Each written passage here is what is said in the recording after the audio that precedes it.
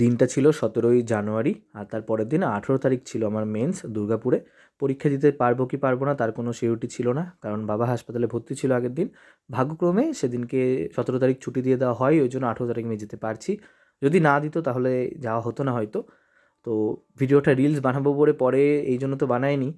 ভিডিওটা বানানোর কারণ ছিল এটা আমার প্রথম রাজধানীতে যাওয়া, রাজধানী এক্সপ্রেসে এর আগে আমি কোনোদিন উঠিনি, সেই জন্য বানানো। আর এবং আমি পেয়ে গেছিলাম সাইড লোয়ার, তো যেটা সবার একটা ড্রিম সিট হয়।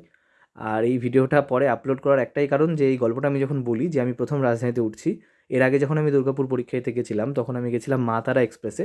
তো তখন সে আমাকে বলে যে এটাই হচ্ছে মোটিভেশন ভিডিও, এটা তুমি মোটিভেশন দিয়ে সবাইকে বলতে পারো যে যখন তুমি ফুল প্রিপারেশনে ছিলে তখন তুমি মা তারা এক্সপ্রেসে গেছো, আর যখন মানে প্রিপারেশন তেমন নেই, জানো যে হবে না, তাও এমনি জাস্ট ঘুরতে যাচ্ছি, তখন তুমি গেছো রাজধানীতে এত টাকা খরচা করে।